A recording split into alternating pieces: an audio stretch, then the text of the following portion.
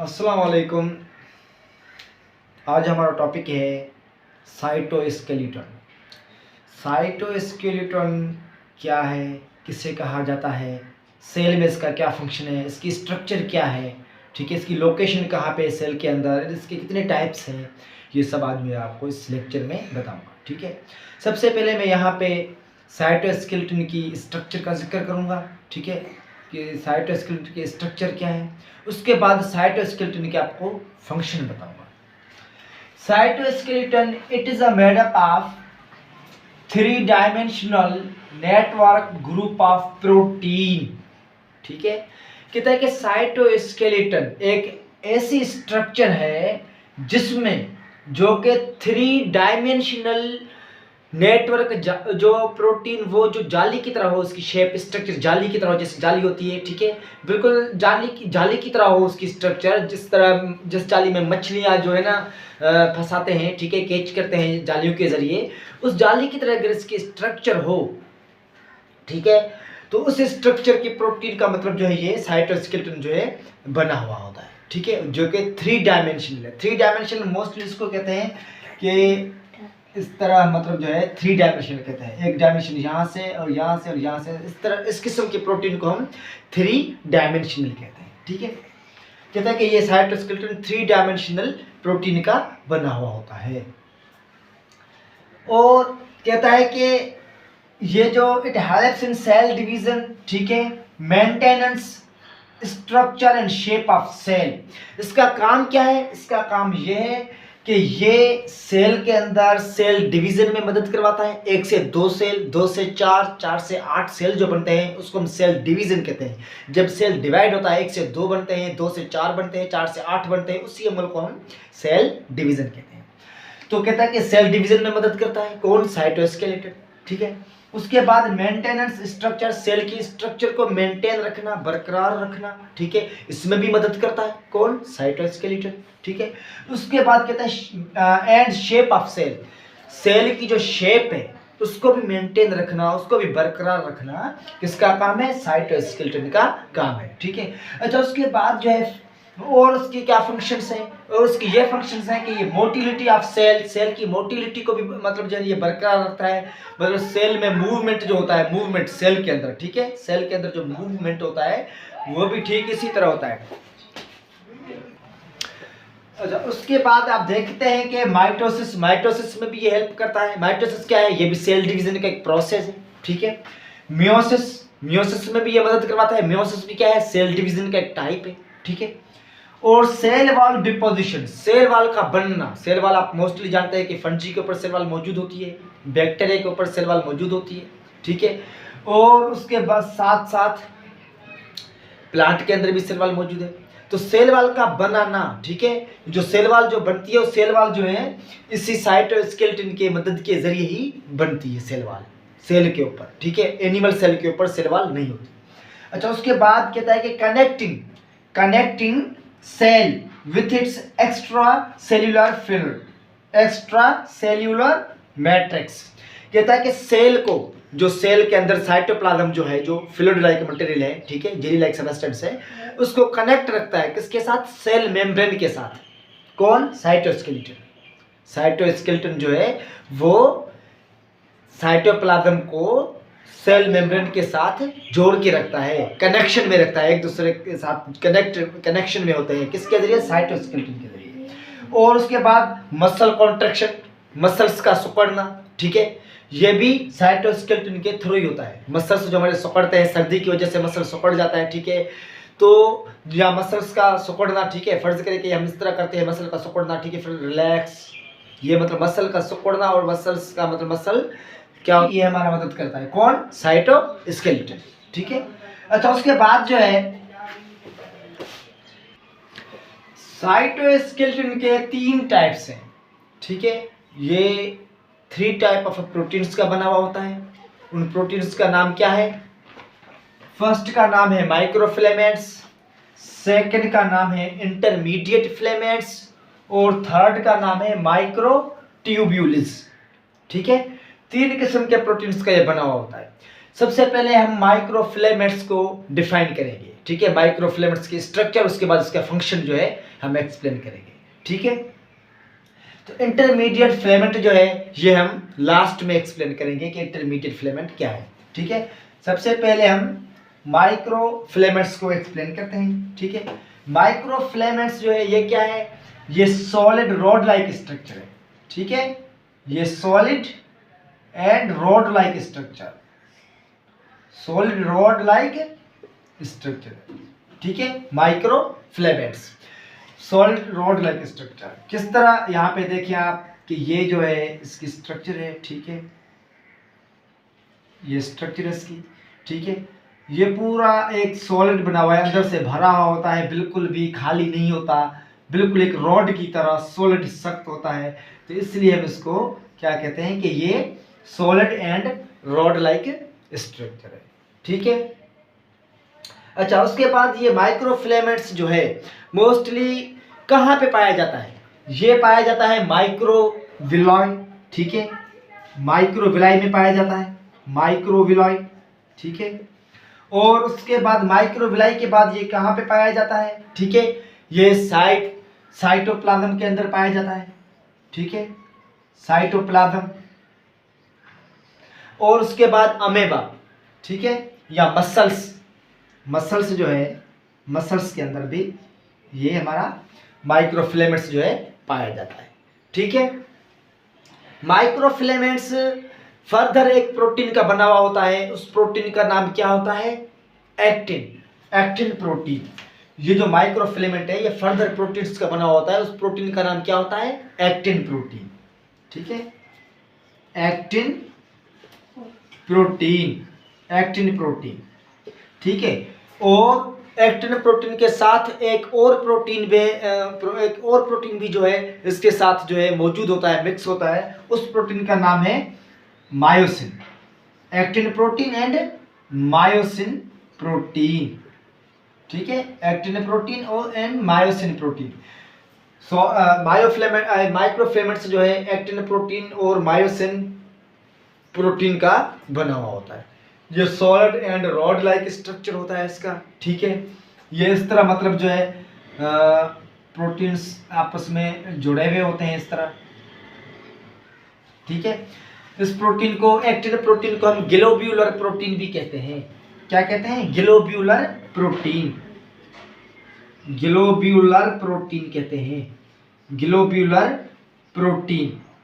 ठीक है, ये जो एक्टिन प्रोटीन है इसके अंदर, इसको हम ग्लोब्यूलर प्रोटीन इसको सिर्फ हम इसलिए कहते हैं क्योंकि ये शेप में क्या है, स्फेरिकल है, इसलिए हम इसको ग्लोब्यूलर प्रोटीन कहते हैं। और उसके ऊपर एक फाइबर्स स्ट्रक्चर मौजूद होता है। ठीक है, इस प्रोटीन के ऊपर, ये जो एक्टिन प्रोटीन है इसके ऊपर बिल्कुल एक फिलामेंट्स, धागेनुमा, बिल्कुल धागे की तरह, ठीक है, फिलामेंट्स मौजूद होता है। ठीक है, उसको वो जो बिल्कुल इसके ऊपर एक धागेनुमा स्ट्रक्चर मौजूद है। ठीक है, ये देखें जैसे मैंने यहाँ पे ड्रा की है, ये जो एक प्रोटीन का बना हुआ होता है, इस प्रोटीन का नाम है फाइबर्स प्रोटीन। ठीक है, फाइबर्स प्रोटीन क्या है, फाइबर्स प्रोटीन उसको हम कहते हैं, जिसके ऊपर फाइबर्स मौजूद है, धागे में स्ट्रक्चर। जब हम गोश्त खाते हैं तो हमारी दांतों में बिल्कुल धागे की तरह वो फंस जाता है, तो उसका मतलब यह है कि गोश्त जो है वो उसके ऊपर फाइबर्स मौजूद है, धागे में स्ट्रक्चर मौजूद है। वो धागे में स्ट्रक्चर एक प्रोटीन का बना हुआ होता है, उस प्रोटीन का नाम है फाइबर्स प्रोटीन। ठीक है, अच्छा, इसकी जो लेंथ है, ठीक है, मोस्टली जो इसकी थिकनेस है 7 नैनोमीटर डायमीटर है। कितनी है, 7 नैनोमीटर इन डायमीटर। इसकी जो लेंथ है यह है 7 नैनोमीटर इन डायमीटर माइक्रोफिलामेंट्स की। अच्छा, अब जो है माइक्रोफिलामेंट, यहाँ पे इसकी स्ट्रक्चर टोटल हो गई है। ठीक है, कि ये सॉलिड है, रॉड लाइक है। ठीक है, और ये ग्लोब्यूलर प्रोटीन का बना हुआ है। ग्लोब्यूलर प्रोटीन क्यों कहते हैं इसको, क्योंकि स्फेरिकल है। ठीक है, इसमें एक्टिन और मायोसिन मौजूद है। उसके बाद ये कहाँ पे पाया जाता है, माइक्रोविलाई, साइटोप्लाज्म और मसल्स के अंदर माइक्रोफिलामेंट जो है पाया जाता है। ठीक है, अच्छा, उसके बाद ये माइक्रोफिलामेंट किस टाइप के प्रोटीन का बना हुआ होता है, actin protein and myosin protein का बना हुआ होता है। ठीक है, और उसके बाद ग्लोब्यूलर प्रोटीन भी हम इसको कह सकते हैं क्योंकि एक्टिन और मायोसिन की जो शेप है ना वो स्फेरिकल है, तो इसलिए हम इसको ग्लोब्यूलर प्रोटीन भी कह सकते हैं। ये सारा इसका स्ट्रक्चर हो गया। अब आइए हम इसकी क्या फंक्शन पढ़ते हैं कि माइक्रोफिलामेंट्स के फंक्शन क्या है। साइज भी मैंने आपको बता दिया, जिसकी साइज जो है वो 7 नैनोमीटर इन डायमीटर, ठीक है, 7 नैनोमीटर इन डायमीटर इसकी साइज है। अब हम इसके फंक्शंस के बारे में पढ़ेंगे कि माइक्रोफिलामेंट्स की फंक्शन क्या है। अच्छा, उसके बाद ये फंक्शंस हैं माइक्रोफिलामेंट्स की, ठीक है। मसल कॉन्ट्रैक्शन, मसल को सिकुड़ने में मदद करता है, ठीक है। Change in cell shape, cell की शेप चेंज करने में भी क्या मदद करता है ये माइक्रोफिलामेंट्स, ठीक है। जैसे कि आपने अमेबा पे देखा होगा, अमेबा उसकी शेप जो है वो रेगुलर नहीं है, मेंटेन नहीं रख सकता अपनी शेप को, बार बार हर वक्त चेंज करता रहता है। वो जब एक जगह खड़ा हो जाता है तब उसकी शेप जो है बिल्कुल इस तरह स्फेरिकल हो जाता है, ठीक है। और जब वो मूव करता है फूड के लिए, ठीक है, जब उसको भूख लगती है मतलब फूड के लिए, फूड की तलाश में जब मूव करता है तो उसकी शेप जो है कुछ इस तरह हो जाती है, ठीक है। तो शेप चेंज हो जाता है, इसकी सेल का शेप जो चेंज हो जाती है, ठीक है। तो चेंज करने में कौन मदद करता है? माइक्रोफिलामेंट। मतलब इसकी जो है सेल में जो मेम्ब्रेन है इसमें माइक्रोफिलामेंट मौजूद है, इसलिए शेप चेंज कर सकता है। उसके बाद कहते हैं dividing cytoplasm in animal cell. Animal cell जब डिवाइड होता है ना, 1 से 2 बनते हैं, 2 से 4 बनते हैं, उसमें भी माइक्रोफिलामेंट मदद करता है, एनिमल सेल को डिवाइड होने में मदद करता है, एनिमल सेल को, ठीक है। अच्छा, उसके बाद मूवमेंट ऑफ सीडोपोडिया, जैसे कि मैंने अभी बताया आपको, जो सीडोपोडिया बनते हैं इसके अमेबा के अंदर, ठीक है। ये सीडोपोडिया के जरिए क्या करता है? मूव करता है, एक जगह से दूसरी जगह जा सकता है। सीडोपोडिया हम बोलते हैं किसको? फॉल्स फीट, मतलब टेम्पररी बनते हैं, ठीक है, फिर खत्म हो जाते हैं, उसको हम सीडोपोडिया कहते हैं, ठीक है। तो सीडोपोडिया जो है अमेबा के अंदर बनते हैं, ठीक है। वो सीडोपोडिया के किसके थ्रू बनते हैं? माइक्रोफिलामेंट की मदद के जरिए, क्योंकि सीडोपोडिया के अंदर क्या होता है, यहाँ पे माइक्रोफिलामेंट जो है मौजूद होता है। उस माइक्रोफिलामेंट के जरिए सीडोपोडिया बनते हैं ताकि सेल मूव कर सके, एक जगह से दूसरी जगह जा सके। ये टोटल फंक्शन है माइक्रोफिलामेंट के, ठीक है। अब आइए हम माइक्रोट्यूब्यूल्स की फंक्शन पढ़ते हैं कि माइक्रोट्यूब्यूल्स की क्या फंक्शन है, माइक्रोट्यूब्यूल क्या है, कहाँ पे पाया जाता है, ठीक है। अब हम माइक्रोट्यूब्यूल्स के बारे में पढ़ेंगे। माइक्रोट्यूब्यूल्स, ठीक है, ये भी किसका टाइप है? साइटोस्केलेटन की टाइप है, ठीक है। माइक्रोट्यूब्यूल्स की स्ट्रक्चर क्या है, फंक्शन क्या है? सबसे पहले मैं स्ट्रक्चर आपको बताऊंगा, ठीक है, उसके बाद फंक्शन पे चलते हैं। स्ट्रक्चर क्या है इसका? ये कहता है कि होलो है, ठीक है, विथ ल्यूमेन। ल्यूमेन किसको बोलते हैं? स्पेस, बीच में मतलब स्पेस हो, खाली हो। जैसे कि आप ये देख रहे हैं कि मार्कर का केप है, ठीक है, बीच में से खाली है, इस खाली और ऐसे को हम ल्यूमेन कहते हैं, ठीक है, ल्यूमेन, ल्यूमेन कहते हैं, ठीक है, जो स्पेस हो, खाली हो, उसको हम ल्यूमेन कहते हैं। कहते हैं कि माइक्रोट्यूब्यूल्स क्या है? होलो है, ठीक है, होलो, होलो एंड विथ ल्यूमेन। अच्छा, मतलब बीच में स्पेस भी है इसको। अच्छा, उसके बाद कहता है कि made up of tubule and protein. ये किस प्रोटीन का बना हुआ है? Tubule and protein. पहले हमने पढ़ा था माइक्रोफिलामेंट में, वो किस प्रोटीन का बना हुआ था? Actin and myosin. और ये अब किस प्रोटीन का बना हुआ है? माइक्रोट्यूब्यूल्स ट्यूब्यूल एंड प्रोटीन का बना हुआ है। कहता है कि tubule and protein consists of 2 units. Tubule and protein कहता है कि 2 यूनिट्स के ऊपर मुश्तमिल है, 2 यूनिट्स के ऊपर, ठीक है, अल्फा एंड बीटा, 2 यूनिट्स के ऊपर मुश्तमिल है, अल्फा एंड बीटा यूनिट्स के ऊपर मुश्तमिल है ट्यूब्यूल एंड प्रोटीन। अच्छा, उसके बाद कहता है कि हर एक ट्यूब्यूल एंड प्रोटीन के अंदर, हर एक ट्यूब्यूल एंड प्रोटीन के अंदर तकरीबन 13 प्रोटोफिलामेंट मौजूद होते हैं। 13 प्रोटोफिलामेंट्स मौजूद होते हैं। प्रोटोफिलामेंट भी क्या है? प्रोटीन है, ठीक है। कहता है कि एक ट्यूब्यूलिन के अंदर तकरीबन 13 प्रोटोफिलामेंट्स मौजूद होते हैं। आइए देखते हैं, जैसे कि देखें कि ये वाल है,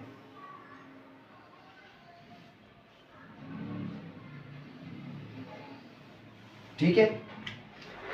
आप यहां पे देखें कि ये जो बीच वाला स्पेस है, ये जो स्पेस है बीच वाला, इसको हम क्या कहते हैं? ल्यूमेन। जिसमें मैंने अभी बताया था आपको, ल्यूमेन, ये स्पेस है बीच में खाली है, इसको हम ल्यूमेन कहते हैं, ल्यूमेन, ठीक है। अच्छा, उसके बाद कहता है कि ये 13 प्रोटोफिलामेंट्स के ऊपर मुश्तमिल है। ये एक फिलामेंट है, ठीक है, एक क्या? एक प्रोटोफिलामेंट।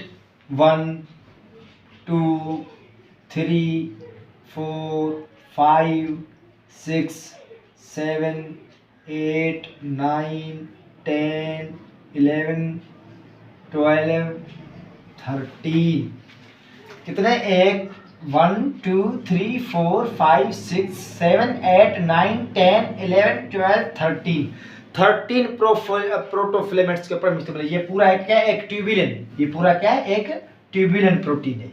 ये कितने प्रोटोफिलेमेंट्स के ऊपर मुश्तमिल है, 13 ये क्या है, सारे प्रोटोफिलेमेंट है, प्रोटोफिलेमेंट, ठीक है,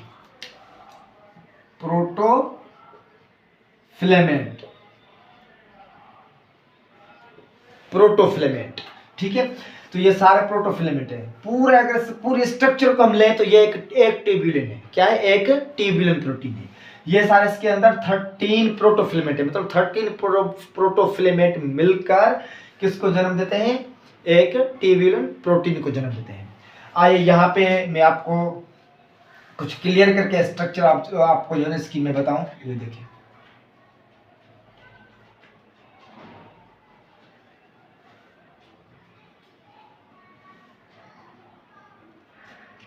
ठीक है। अब इसके अंदर आप देखें कि ये प्रोटोफिलेमेंट्स इस तरह मौजूद होते हैं, इस तरह,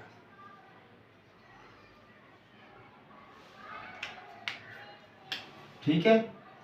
ये प्रोटोफिलेमेंट्स जो हैं इस तरह इसके अंदर मौजूद होते हैं।